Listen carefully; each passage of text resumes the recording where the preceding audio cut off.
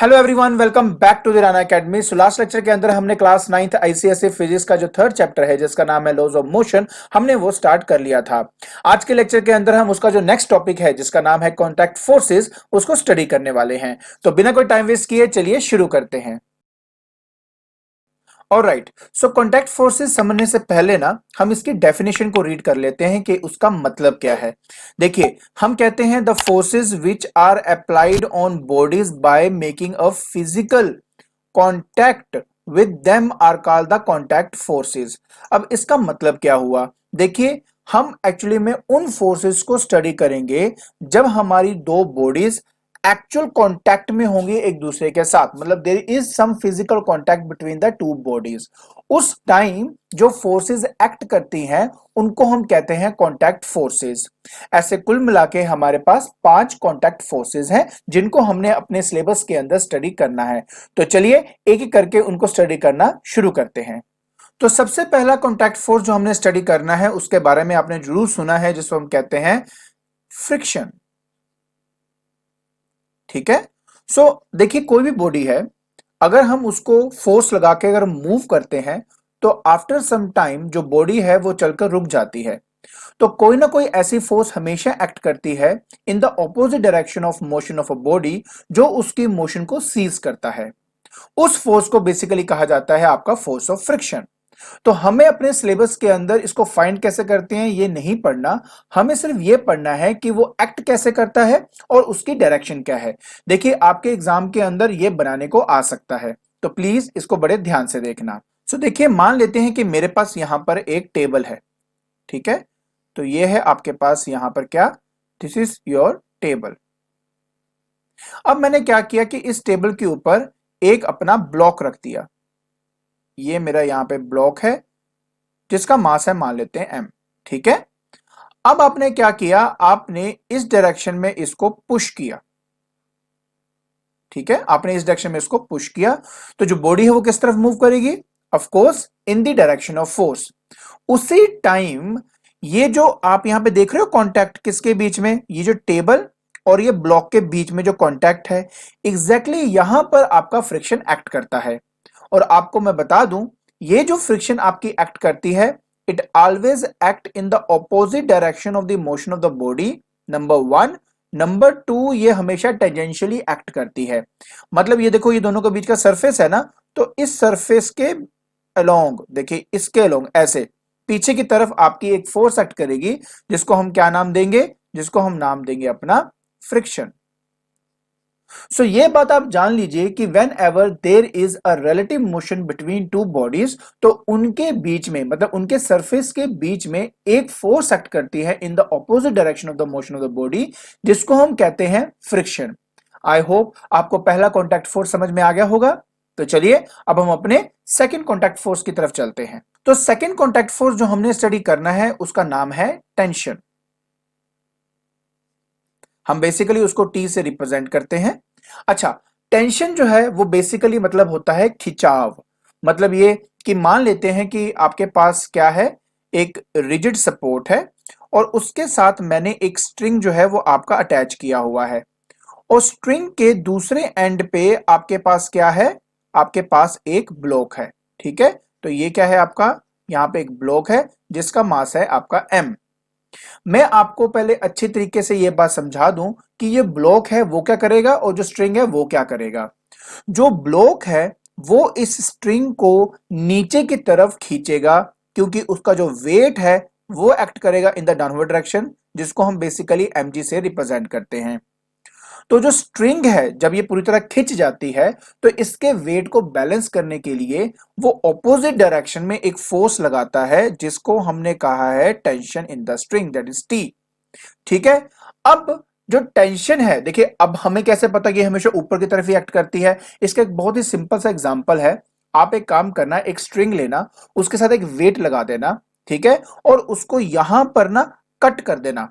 जैसे आप एक स्ट्रिंग को कट करते हो, तो पहले तो जो स्ट्रिंग है वो आपकी ऊपर की तरफ जाती है। ठीक है, उसके बाद अपने वेट की वजह से वो दोबारा अपनी ओरिजिनल पोजीशन पे आ जाएगा। सो कहने का मतलब ये होता है कि जब हम किसी स्ट्रिंग को कट करते हैं तो उस खिंचाव की वजह से, उस टेंशन की वजह से वो स्ट्रिंग पहले थोड़ा सा ऊपर की तरफ जाएगा, फिर अपने ही वेट की वजह से नीचे आ जाएगा। अब हमने न्यूटन के लॉ पढ़े हैं, उस न्यूटन के लॉ के अंदर कहा जाता है कि बिना किसी फोर्स के कोई बॉडी आपकी मूव नहीं कर सकती।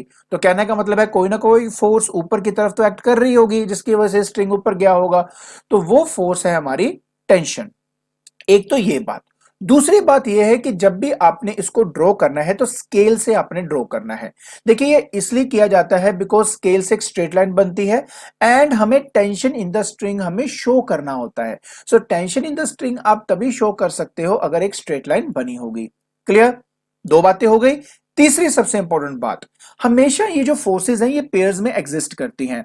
देखिए ये एक सिंपल सा रूल है कि कभी भी एक इंडिविजुअल फोर्स एग्जिस्ट नहीं करती। हमने पढ़ा है to every action there is an equal and opposite reaction, मतलब आपके पास दो हमेशा फोर्सेस पेयर्स में एग्जिस्ट करती हैं। सो देखिए अगर आप बोलेंगे सर टेंशन तो यहां पे एक्ट कर रहा है ऊपर की तरफ, तो बेटा उस केस में क्या होगा, देखिए पहले आपने ये समझना है कि टेंशन जो है वो बनाते कैसे हैं। तो जिस पर्टिकुलर पॉइंट पे हम ये स्टडी कर रहे हैं हमेशा उसके ऑपोजिट डायरेक्शन में आपकी जो टेंशन है वो एक्ट करेगी और दूसरा वो स्ट्रिंग पर एक्ट करेगी। अब यहां पर अपने रिजिड सपोर्ट को देखो, अगर आप इस अपने रिजिड सपोर्ट को देखते हो तो एग्जैक्टली यहां पर नीचे की तरफ एक आपका फोर्स एक्ट करेगा जिसका नाम भी क्या होगा, आपका टेंशन होगा। अब ये देखिए दोनों इक्वल है, अपोजिट है, तो नेट फोर्स क्या हो जाएगी, जीरो। पर अगर मैं इस ब्लॉक के पर्सपेक्टिव से समझता हूं तो इस वेट को बैलेंस करने वाला क्या है, टी। आई होप आपको ये जो टेंशन इन द स्ट्रिंग है ये समझ में आ गया होगा। चलिए अब मैं आपको लेके चलता हूं अपने तीसरे कॉन्टैक्ट फोर्स की तरफ। जो थर्ड हमने कॉन्टैक्ट फोर्स समझना है उसका नाम है नॉर्मल रिएक्शन। सो आप समझ सकते हैं कि ये एक्शन का रिएक्शन है बेसिकली। एंड जब मैं नॉर्मल की बात करता हूं तो नॉर्मल का मतलब होता है परपेंडिकुलर टू द सरफेस। देखिए मैं आपको इसके बारे में समझाता हूं। देखिए मान लीजिए मैं फिर से वही एग्जांपल लेता हूं कि मेरे पास क्या है, एक टेबल है। तो मान लेते हैं मेरे पास टेबल है यहां पर, और मैंने इस टेबल के ऊपर एक अपना ब्लॉक रख दिया। तो देखिए ये मैंने रख दिया अपना ब्लॉक, ठीक है। इस ब्लॉक का मास क्या है, एम है, और ये क्या है, ये मेरा टेबल है। इतनी बात क्लियर होगी। अब देखिए क्या क्या होगा, प्लीज थोड़ा ध्यान से समझना। ये जो ब्लॉक है इस टेबल के ऊपर फोर्स लगाएगा इन दी डाउनवर्ड डायरेक्शन, और जो क्या होगा, weight of the body, weight of the body. यहां पे ब्लॉक है तो यहां पे मैं ब्लॉक लिख देता हूं, वेट ऑफ द ब्लॉक, जिसको हम बेसिकली एमजी से रिप्रेजेंट करते हैं, ठीक है। सो ये तो वेट हो गया। कभी आपने ऐसा देखा कि किसी टेबल के ऊपर अगर मैं कोई ब्लॉक रख देता हूं तो टेबल टूट जाती है और वो नीचे की तरफ मूव करता है? ऐसा नहीं होता ना। तो इसका मतलब क्या हुआ कि इस पर्टिकुलर वेट को कोई ना कोई फोर्स तो होगी जो उसको बैलेंस कर रही है, ठीक है। और वो फोर्स होती है आपकी normal reaction. So normal reaction हमेशा, ये जो सरफेस आप देख रहे हो ना, ये जो सरफेस देख रहे हो या फिर ये वाला जो सरफेस है इसको देखो, इस सरफेस के परपेंडिकुलर एक्ट करती है like this in the opposite direction. तो ये क्या होता है, पहली बात परपेंडिकुलर होता है, ठीक है। एंड ये क्या है, ये इस वेट का रिएक्शन है। क्लियर हो गया? तो इसको हम बेसिकली कहते हैं नॉर्मल रिएक्शन, ठीक है। अब रिप्रेजेंट करने के लिए हम इसको एन से भी रिप्रेजेंट करते हैं और कई बुक्स के अंदर हम उसको आर से भी रिप्रेजेंट करते हैं। तो बेसिकली आप एन से कर दो तो वो बेटर है क्योंकि नॉर्मल का एन है, तो उससे रिप्रेजेंट करना थोड़ा सा आसान हो जाता है। Is that okay?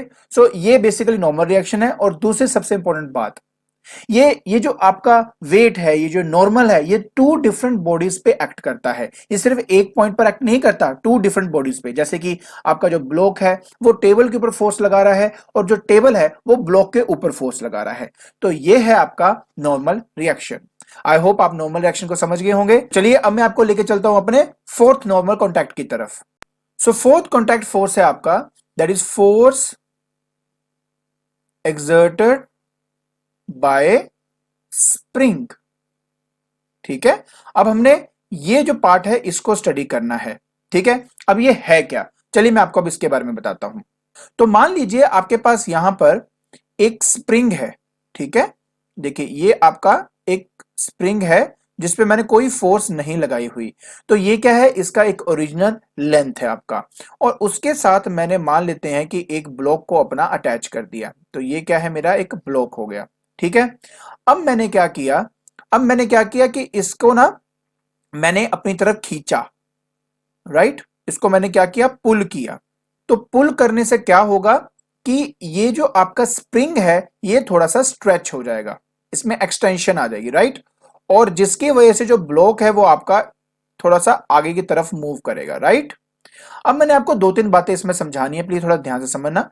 सबसे पहली बात है कि ये जो है इसका मीन पोजीशन है, this is what, it's mean position, इसको हम कहते हैं मीन पोजीशन। पहली बात तो ये बहुत इंपॉर्टेंट है, ठीक है। अब आपने देखा कि यहां पर जो ब्लॉक है वो कुछ डिस्प्लेस हुआ है, तो ये मान लेते हैं कि एक्स जो है वो आपका डिस्प्लेस हुआ है। जब किसी भी स्प्रिंग को स्ट्रेच किया जाता है या कंप्रेस किया जाता है तो उसमें हमेशा एक फोर्स एक्ट करती है इन the opposite direction of the displacement, और उसको कहा गया रिस्टोरिंग फोर्स। तो क्या है कि आपने जब किसी बॉडी को पुल करके स्प्रिंग को बेसिकली क्या कर दिया, स्ट्रेच कर दिया, तो उसके ऑपोजिट डायरेक्शन में एक आपकी फोर्स एक्ट करती है जिसको हम कहते हैं एफ रिस्टोरिंग, REST से इसको रिप्रेजेंट कर देता हूं। ये जो FREST है ये बेसिकली है restoring force. Now according to Hooke's law, उन्होंने बेसिकली स्टडी किया था इसको, उन्होंने कहा कि ये जो रिस्टोरिंग फोर्स है it is always directly proportional to minus of X. इसका मतलब क्या हुआ कि ये जो रिस्टोरिंग फोर्स है, मैं REST लिख देता हूं, ये जो रिस्टोरिंग फोर्स है, नंबर वन, ये एक्ट करता है in the opposite direction of displacement, मतलब बॉडी जिस तरह मूव करी है हमेशा उसके ऑपोजिट डायरेक्शन में होगा। एंड नंबर टू, कि ये आपका एक्स पे डिपेंड करता है, मतलब ये डिस्प्लेसमेंट पे डिपेंड करता है। आप जितना ब्लॉक को डिस्प्लेस करोगे उतना ज्यादा रिस्टोरिंग फोर्स इस पे एक्ट करेगा। रिस्टोरिंग का मतलब क्या है, रिस्टोर करना, मतलब दोबारा उस ब्लॉक को उसी पोजीशन पे लेके आना जहां से इसने शुरुआत करी थी। Is that okay? तो कोई अगर मुझे पूछे कि ठीक है सर आपने इसको स्ट्रेच कर दिया लेकिन अगर आप इसको कंप्रेस करेंगे तब क्या होगा, सो देखिए वही सेम रिजल्ट्स रहेंगे। अगर मैं आपसे बोलूं कि देखिए अब मैंने इस केस में इसको थोड़ा सा कंप्रेस कर दिया और जो ब्लॉक है वो मान लीजिए मैं यहां पर ले आया, ठीक है, तो उसके लिए क्या हुआ होगा, आपने इधर की तरफ इसको पुश किया होगा ना, राइट। तो एग्जैक्टली इसके ऑपोजिट डायरेक्शन में एक फोर्स एक्ट करेगी लाइक दिस, और ये होगा आपका एफ रिस्टोरिंग। ये भी एग्जैक्टली इसी बात पे डिपेंड करेगा कि आपने इसको कितना डिस्प्लेस करवाया है। क्लियर? देखिए तो आप ये भी कह सकते हो कि रिस्टोरिंग फोर्स जो है वो हमेशा एक्ट करती है टुवर्ड्स द मीन पोजीशन, बिल्कुल कह सकते हो। दूसरी बात, ये डिस्प्लेसमेंट पे डिपेंड करती है। आई होप ये बात आपको समझ में आ गई होगी। तो चलिए अगर मान लेते हैं कि मेरे पास दो ब्लॉक्स हैं उसके बीच में स्प्रिंग है तो क्या होगा, सो देखिए मान लीजिए ये एक ब्लॉक है, ठीक है, आपने कंप्रेस कर दिया दो ब्लॉक,